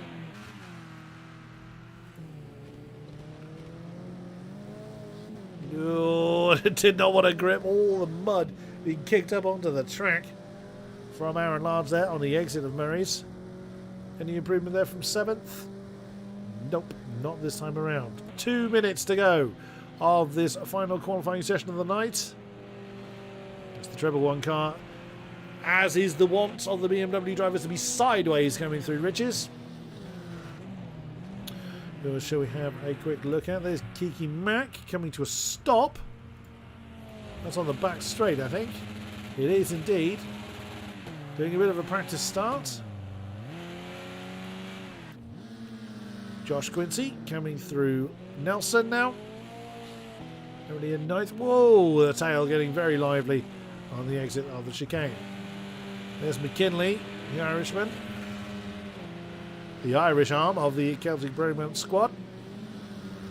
Oh, Jay, where are you going? That was almost like you just the steering just completely failed on him. It just went completely straight. I suspect he'd overshot the braking point and just straight lined it to stay out of people's way. Gillone again. Oh, he's got rear damage on the car now. You usually need someone's help for that. And wow, he's having fun now. He's just chucking that in. Yeah, and I can't deny that is a lot of fun to do. Although that tends to happen when I do it. Get out of the way, Andy. No, I was nowhere near him anyway. Grassy. He's done. Well, he's technically on a hot lap, but that didn't look like he was going particularly quickly through Riches. Jason Powell right behind him. Aaron Large gets out of Colin Dunn's way, so Aaron's done. Kiki Mack. A bit cautious, it looks like, coming over the line, so didn't get a good exit from Murray's, I dare say. And the checkered flag has fallen. Josh Quincy in 10th position with a 16.740. Can he improve? Lots of sliding going on, but the car misbehaving as it comes out of Murray's and almost bins it. Cameraman is lost again. That's a shame. Colin Dunn, can he improve? Again, looked a little cautious coming into Murray's, which I don't blame him. It's a difficult corner in the dry, let alone in the wet. And into the pits for Colin. Gary Cooper is done. William Carlson is... Oh, is Gary Cooper? Yeah, Gary Cooper is done, but Carlson's not yet. He's chasing one of the Celtic Bromance pair home. No improvement for William Carlson, and that doesn't look like it's going to be an improvement for Nick Bailey either. Woo! And that is everybody. So it's Roy Grassy. Oh, what a front row. Roy Grassy and Andy Gillone taking on row 1. And then it's Toby Owen, Jay Daniels on row 2. Alex Jamieson and David Mole, row 3. Aaron Large and Stu Neal on row 4. Kiki Mack and Josh Quincy on row 5. Ryan Reese and Quentin Chobito in row 6. Finney Swarbrick and Brendan Van Heeden row 7. JP McKinley and Jason Powell on row 8. Jürgen Sturber and Colin Dunn row 9. Chris Callahan and Mark Werrell take on row 10. with Andrew Whitehead and Gary Cooper on row 11. Oh, we've lost one already. We have lost one from the field. Who did we just lose? I'm never any good at trying to identify who it is we've just lost. I think it's a name I've only just read. It's Mark Werrell. Mark Werrell's gone. Oh no! Mark Werrell, commentator extraordinaire, is gone. And there is the gap. Oh no. That is a huge shame. So it's Gary Cooper and Will Carson on row 11, Matt Webb and Nick Bailey on row 12, and Lewis King, someone else, Lewis Kent rather, really struggling to get to terms with the wet conditions in Project Cars 2. Oh dear. A big shame. I remember Mark in one of the practice races had trouble in transition from one of the sessions to race. But it's a great shame. But a decent start for Mark in the season nonetheless. Really getting stuck in. Not that I expected him not to. But let's see how well Roy Grassi, in wet weather conditions that tends to favour the BMWs, how is he going to do against the might of the Scotsman next to him? I think I'm going to watch from Alex Jamieson. Well, there's Jay Daniels right next to him, actually. So 15 more seconds, and here we go. Just as I say that, on the roof cam of Alex Jamieson. Lights coming again for the final time tonight. It is time to wind them up and let them go. And who's going to get the best star? Who's going to deal with the lack of traction? Jamieson does well. Gillone gets an absolutely storming start from second position. Jay Daniels has had a decent one as well. It's 3 wide coming into Riches for the first time in anger. Daniels on the inside line of Jamieson, but Gillone up into the lead. Grassi 2. Daniels just about in third, or is he? Coming into Montreal. Oh, Daniels has gone very deep. He's taken Jamieson with him. That's David Moll that's gone through into third position. Oh, there's someone round. There's one of the Celtic Bromance pair round. That was Kiki Mack. Oh, no. Our AM champion from last season sent spinning on the exit of Montreal. But back up towards the front then. Gillone leads. Grassi 2. Moll 3. Toby Owen in 4th. On the nail to the back of David Moll. Bit of a gap then to Josh Quincy in 5th. Jay Daniels down in 6th position. Aaron Large 7th. There's Alex Jamieson down to 8th place with that off that he sadly was sent on to. That's Aaron Large has gone deep. Oh, there's one of the Celtic Bromance pair again. That's Reese. Oh, no incident there. Ryan Reese is tangled up with, I think, Finley Swarbrick. It is indeed as Finley, every time I click on his name. Oh, Jürgen Stabler as well. Oh my goodness me, the wet weather really catching people out. But no one told Andy Gillone it was wet. There he goes, dancing off into the distance. Once again, David Moll up towards the front end, but can he keep those dreaded penalties under control? Toby Owens having an absolute storm at this time. But Josh Quincy now right on his tail. Oh, side by side, look at that Aaron Large and Alex Jamieson. Now, is Jamieson going to have a much better run this time around? Right behind them, Stu Neal. There's Jason Powell. But actually, if we got on board with the South African of Brendan Van Heeden, there's Aaron Large on the left-hand side of the shot. Still side by side with Alex Jamieson coming down towards Brundle. Who's going to win out on this one? You can't even see through the spray. And Aaron Large won that particular battle as Brendan Van Heeden gets a lovely switchback on Stu Neal. Oh, gets a bit of a punch in the face there as Stu Neal tried to turn into the apex of Bombhole with the South African already occupying it. There's Jason Powell trying to occupy the apex line through Coram as well. Look at this fight here. Absolutely amazing stuff, and Brendan's gone a bit deep there. And that's going to lose him positions. Jay Daniels and Aaron Large now side by side, coming down towards the line. Jay Daniels is just nose ahead at the moment. Who's going to win out when they come into Riches? Jay's going to have the inside line. Aaron, he's going to be able to maintain the momentum around the outside of the corner. Right with them is Alex Jamieson as well, trying to find his own way through. Jay Daniels noses up ahead of Aaron Large coming into Montreal. Can he slow it down? Just about. And Jay Daniels now in 6th position. Here comes Jamieson again, but forced onto the grass. Firm but fair racing from Aaron Large. There is Alex Jamieson. Right behind him is Stu Neal with Brendan Van Heeden and Jason Powell for company. Fighting throughout the field, as you would imagine, but bearing in mind the weather is going to dry up. Now the wet... Oh, that's Stu Neal that's gone deep! Oh my goodness me! That was one of the Celtic boys. It was Ryan Rees, who's retired from the race. He was absolutely set miles off. Stu Neal's falling through the field. Oh no, as he then tangles up with JP McKinley. My word. Stu Neal seems to be mounting a one-man war against the Celtic Broman squad. There's Jack Esteban down in 18th place. My word. There's fighting to be had throughout the field, but there's Grassi fighting his way, well, continuing to try and break away from... Oh, that's Jamieson in the pits. Is he going on to dries already? Now, we will see people going into the pits because of the weather change, but... Well, that's brave if you've gone on to dries already. We will see what he does. Penalty for Jurka Sterber. 30 again, there's a 30-second penalty again. How on earth are they managing that? They must be... The game must be assuming they're taking an almighty great chunk out of the track. Gillo now leads by 1.2 seconds over Roy Grassi. Toby Owen now up into 3rd position, but hasn't had a good run out of Brundle and Nelson. So now down to 5th, as I've said that, with Josh Quincy and David Mull. Oh, Josh is in trouble. He's gone too deep into Coram. And that's David Mull now back up into 3rd. Whoa, we just saw Aaron Large fly through that particular shot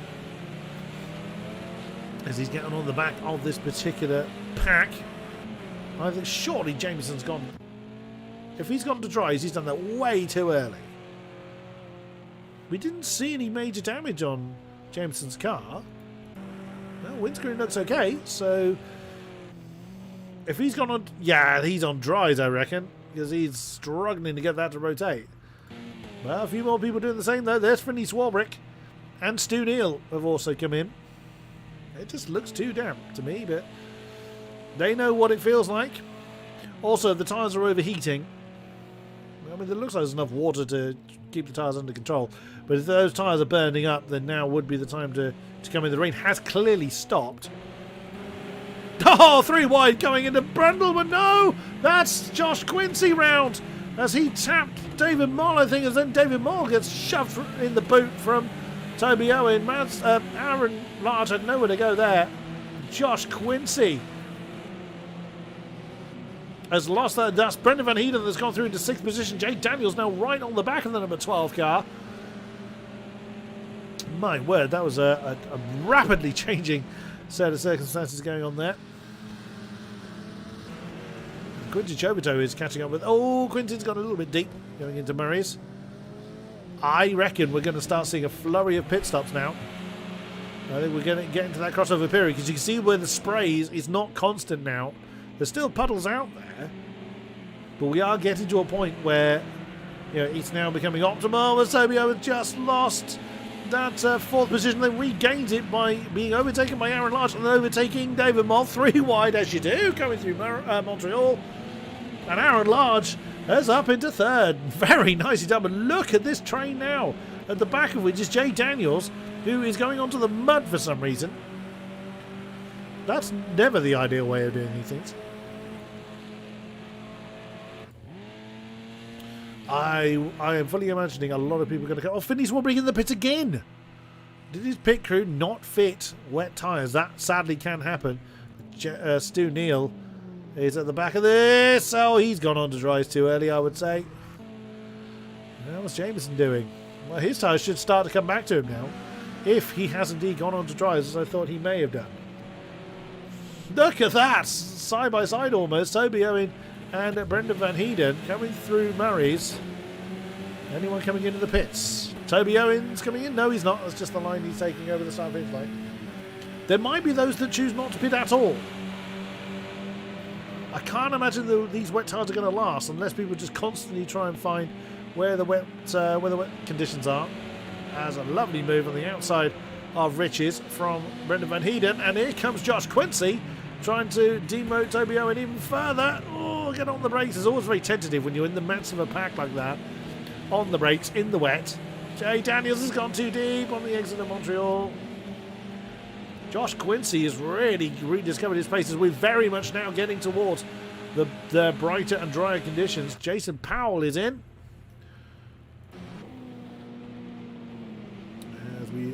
There is Gillone. Roy Grass. Where's... I beg your pardon, that wasn't Gillone. That's Gillone. Oh, is that... no, it wasn't Jameson. It must be Stu Neal. Stu Neal is in the midst of being lapped. That's what threw me there. Jameson, not in. That's not Roy Grassi. That's Roy Grassi. Chasing Finley Swarbrick. Oh, hello, Ryan. A shame that... so we did see you rather going sideways off the road. It's Brandon, a shame that you weren't able to complete the race, good sir, but you're welcome in the chat nonetheless. That's Gary Cooper in. A lot of people continuing on their merry way on the wet tyres. But you look at that. Now you see the line that Andy Gillo's taking there. He's very much finding where the wet conditions are. Even on the straight. So surely now we're getting to the crossover point. And again, the BMW looked a little hesitant to try and slow down coming through Brundle and Nelson. That's David Moll now down into fourth position. Grassi second. Aaron Large in third. David Moll fourth. Toby Owen in fifth. And there we go. Now we're starting to see a flurry of pit stops going on. Andrew Whitehead, Gary Cooper, Matt Webb is in. Surely now, with a dry line very definitively forming, is when we're going to see everybody else come in. Andy Gillone, though, is... I wonder whether Gillone's going to go for the no-stopper here. And again, just finding where the water is. Will be very hard to overcome the pit stop time lost with 4.5 minutes to do. So he may well be opting for that. I would imagine if anyone hasn't pitted yet, they're probably not going to now. But those tyres are going to be awful towards the end of the race as we see Jay Daniels pull alongside Brendan Van Heeden. Brendan's jumped behind the BMW, so there's 7th position to Jay. As Josh Quincy's gotten ahead of Toby Owen. As we see another couple, as Alex Jamieson and Lewis King. I did it again. Lewis Kent. I don't know why I keep calling him Lewis King. I beg your pardon. Coming in. Look at the fight ahead of Brendan. That's Jay Daniels shaping up a move on the outside, or what will be the inside, I beg your pardon, of Toby Owen heading down towards Brundle. Nice clean move then for the BMW coming into the left-hander. Can they slow it down though, coming through Nelson? Yes, they can. That's another gone. We've lost another. That's Jameson, I think. Yeah. Oh no, that's Toby Owen's gone off the road at bomb hole. We have indeed lost Alex Jamieson. Oh dear, from championship favourite to very little finishing of round one. Oh, Brendan bouncing over the grass here. It doesn't look like anybody else is going to bother with the pit stop now as we see Jay Daniels picking up whatever water he can find. Josh Quincy on the left-hand side of the shot is going to lose, or has lost indeed, 5th position. Jay has the inside line for Riches. Yeah, running out of water though. Those tyres are going to be like bubblegum by the end of the race. Interesting three-way battle here with Colin Dunn. Nick Bailey, Colin Dunn and JP McKinley. That's a fight for 9th position. And Toby is now down to 8th place. He's burnt the best out of those tyres. I reckon he's just boiled them. I think Toby, not that long ago, was looking at a podium. He'd have wanted the rain to continue. It's typical British unpredictable weather. Oh, and he has just no grip there at all. Those tyres are just wrecked. Absolutely mullered. The BMW of Josh Quincy and Jay Daniels continue on along the way, although Quincy gets very out of shape.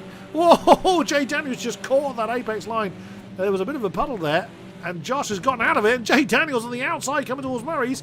He's gone too deep though. Brendan Van Eden trying to part the waves between the two BMWs.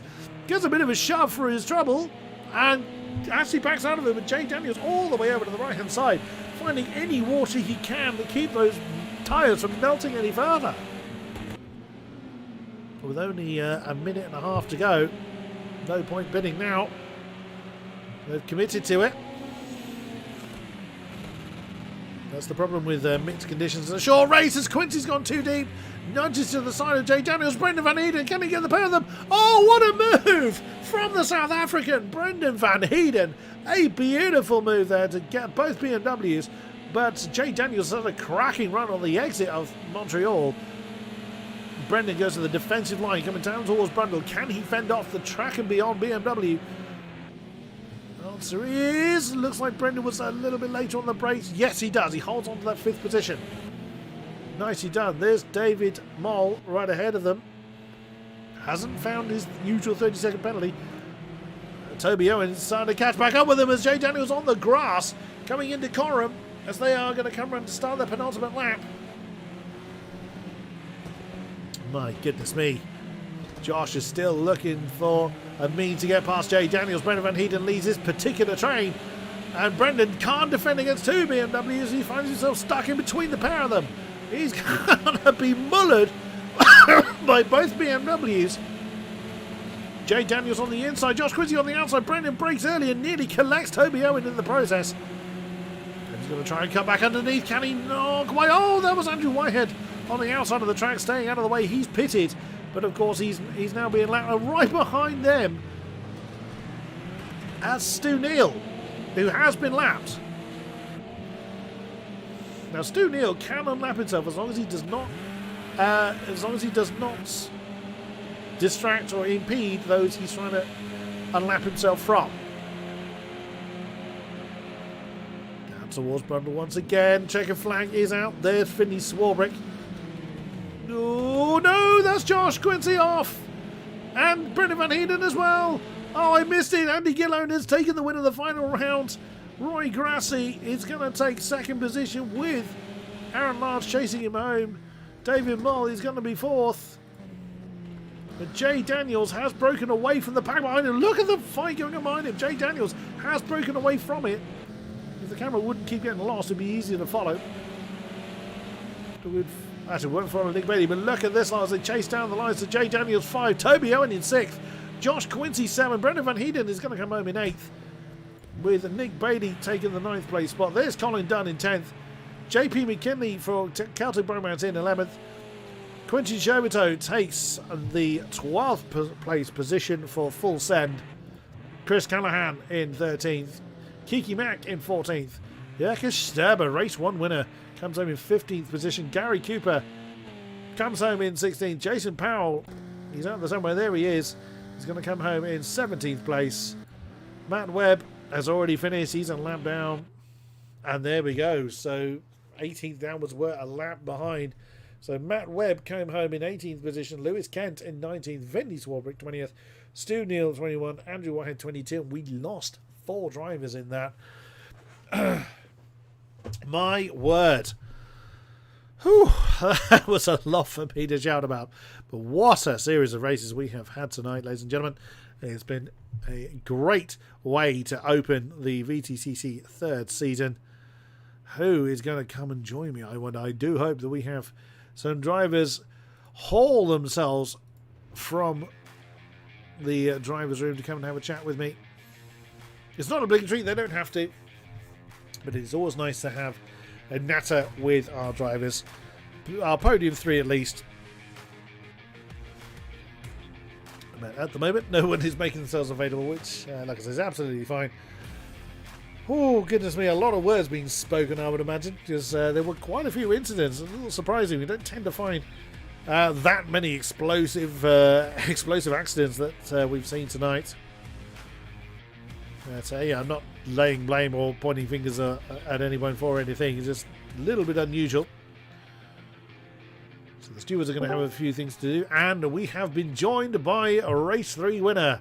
Andrew Gellone. Well, you've been towards the sharper end all night, but you did the usual Gellone thing.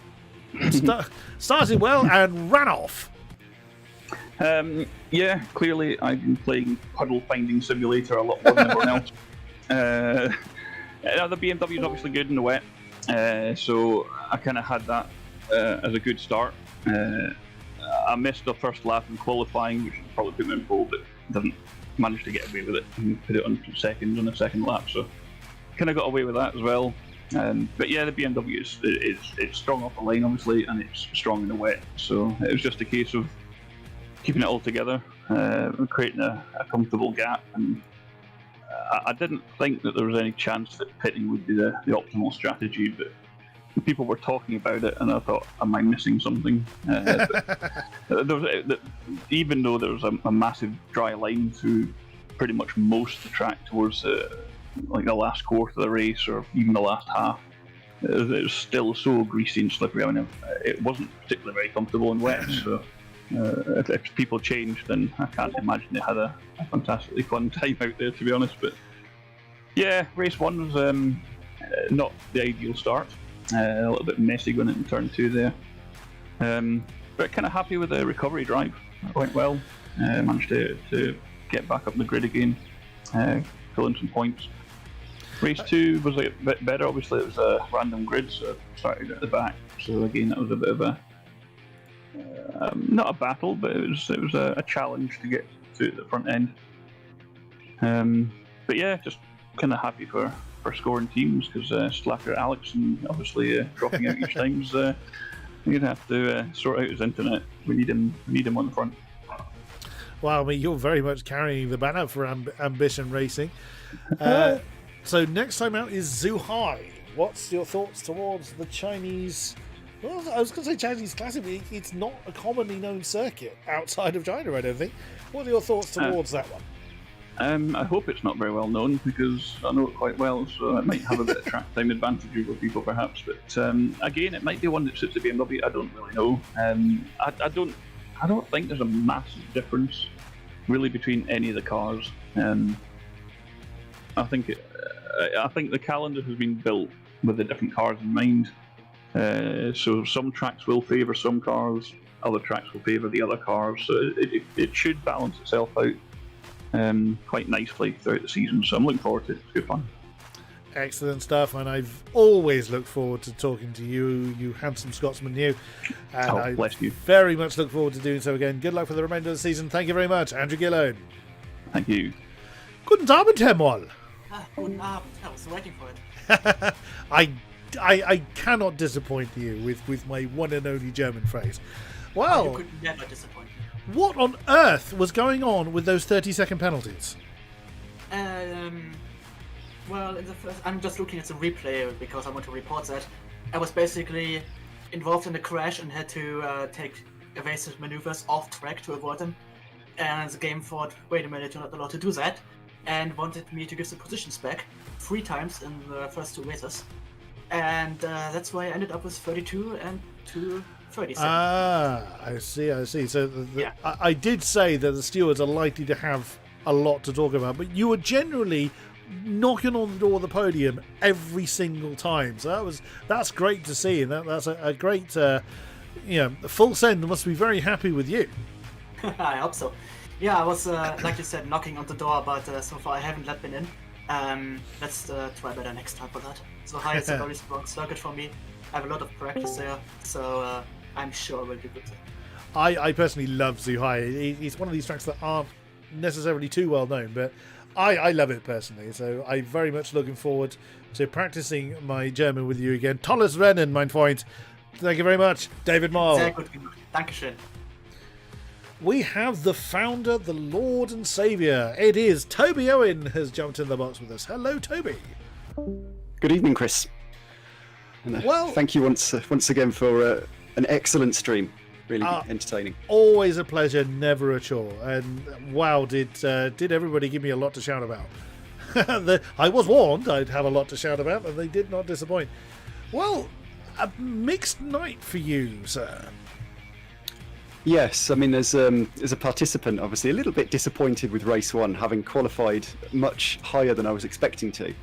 And then, there was quite a few incidents this one, which is obviously not what the VTCC is about. Not typical of the VTCC, actually.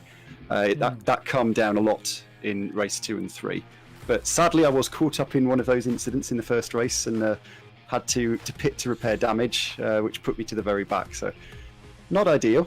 Race 2 was much better. Good midfield pack battles, but everyone was on such a similar pace. I couldn't get up the field because the guys in front of me were running the same pace as I was. Race 3 was obviously brilliant. That was great fun. Did you run out of tyres, sir? Because you were right up there again, sort of 5th or 6th, and then it kind of went a bit away from you a little bit. Although you just were in constant packs. Were your tyres rather like bubblegum by the end? The front left certainly was, yeah. But I mean, as soon as the conditions started to dry out a little bit and it was a bit more changeable, those BMWs just absolutely flew by. There was no stopping them. So, a couple of guys, a couple of BMWs got past me. And then I think it was Brendan that I was battling with for a lot of the last 5 minutes. I think his tyres had gone as well, to be honest. So we were just trying to not hit each other in the braking zones, but it was great fun. Absolutely, and Zhuhai is one of those tracks that doesn't have a long... Well, the start-finish straight is a decent length, but there's lots of changes of direction, which the BMWs aren't a great fan of. So are we looking to a stronger performance from the front-wheel drive cars, do you think? I think over 1 lap, potentially. I think as soon as there's a sniff of a slipstream, there's a lot of big braking zones, which the BMWs are going to very much enjoy. True enough.